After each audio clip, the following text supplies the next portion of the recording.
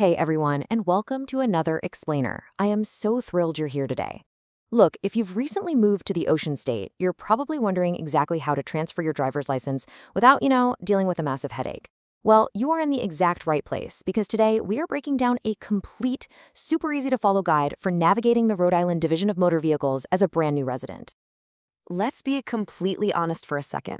Moving is incredibly overwhelming. Between unpacking a mountain of boxes, starting a new job, or maybe getting the kids settled into a new school, the absolute last thing you want to worry about is some complicated trip to the DMV. But getting your official documents updated is absolutely critical to legally driving in your new home state. Okay, let's dive into this. 30.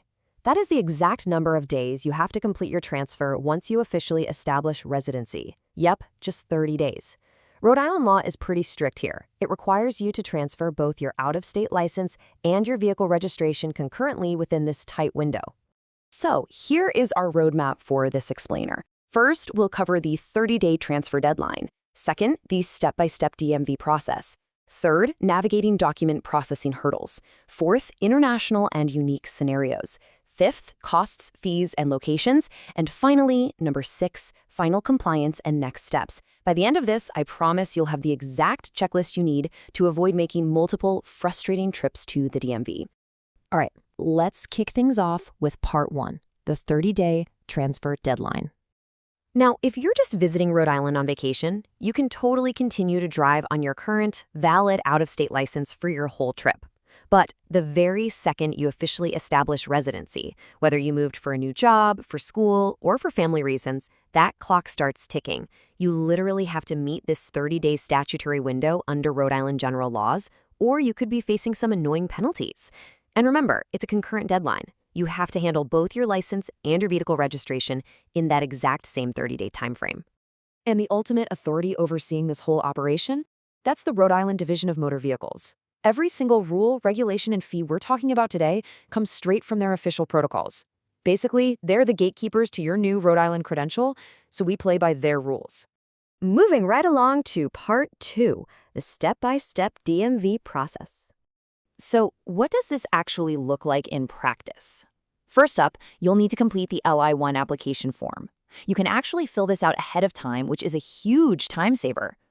Next, you have to gather your original documents, and we'll dig heavily into that in just a second. Third, you absolutely must make an online reservation. The DMV operates on a strict reservation-only model now, so you can't just walk in. Finally, when you get there, you'll surrender your out-of-state license and take a quick vision test.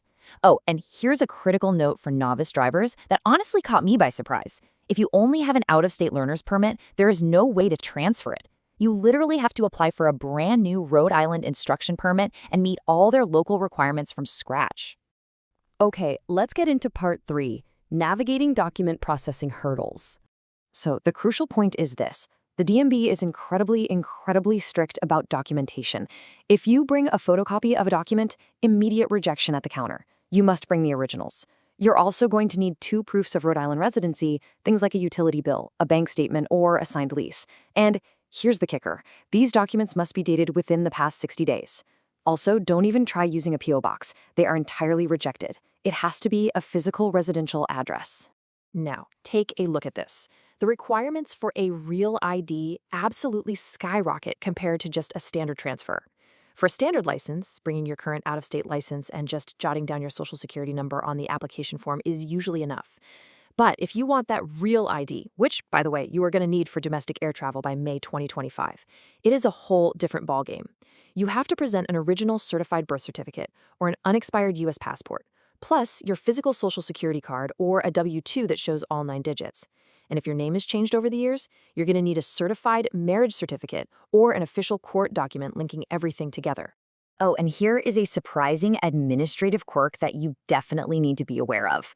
Standard Rhode Island license renewals are usually good for 5 years, but your very first out-of-state transfer license, it's only valid for a maximum of 2 years, and it expires on your birthday. Basically, the state uses this compressed initial cycle as a sort of screening interval. They want to reevaluate and verify your ongoing residency and safety record before they officially bump you up to the standard 5-year cycle. All right, part 4, international and unique scenarios.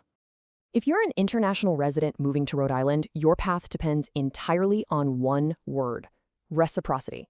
Rhode Island has formal agreements with France, Germany, South Korea, and Taiwan. If you hold a valid license from one of those nations, you get to skip the road skills test entirely. You just get the vision and computerized knowledge tests, and you're good to go. However, if you're a driver from literally any other non-reciprocal country, you have to start completely from scratch. That means getting a learner's permit and passing a full practical road skills exam. Now, there are a few other highly specific scenarios with some pretty rigid workarounds. Minors under 18, you'll need a parent's signature and proof of an approved driver's ed course. If your out-of-state license has been expired for over 5 years, you actually can't transfer it at all. You have to retake both the permit test and the road test. Licenses that aren't in English require a certified translation from an approved translator. And here's a massive hurdle to remember. If you are transferring from a U.S. territory, your transaction can only be processed at the Cranston headquarters, and you actually have to supply a certified driving record dated within the last 30 days. Let's talk logistics in Part 5, costs, fees, and locations. So, what is this going to cost you? The base fee to transfer your out-of-state license is $49.50, and that includes a mandatory $3.50 technology surcharge. If you decide to pay with a credit or debit card, the state's vendor adds a $1.55 flat fee for transactions under $65 and a 2.40% surcharge if it's over $65. And if you're paying by check, listen closely. Third-party checks are strictly prohibited. Make sure any check is made directly payable to the Division of Motor Vehicles. Now, what's really interesting about this slide is that AAA warning right at the bottom. A lot of people think, oh, I have AAA, I'll just go there. Nope. While AAA branches in Rhode Island are fantastic for standard renewals down the line, they are legally barred from processing your initial out-of-state transfer. You absolutely must go to a state DMV branch. So that's either the Cranston headquarters or the branches in Middleton, Wakefield, or Woonsocket. And remember, all of these locations operate strictly by reservation only, usually open Monday through Friday, 8:30 a.m. to roughly 4 p.m. Finally, Part 6, Final Compliance and Next Steps. It is absolutely crucial to get this process right, not just to avoid those penalties we talked about, but honestly, just to have the peace of mind that you're fully legally compliant in your new home state. But hey, quick professional disclaimer here. While we've thoroughly researched all this information directly from current regulatory data, DMV rules and regulations are always subject to change. So always verify the specifics through the official Rhode Island DMV resources before you actually head out the door. So I'm going to leave you with this. Are your original documents gathered? And is your DMV reservation booked? Remember, the clock is already ticking on those 30 days. Get your paperwork in order, overcome these little hurdles, and go claim your new identity in the Ocean State.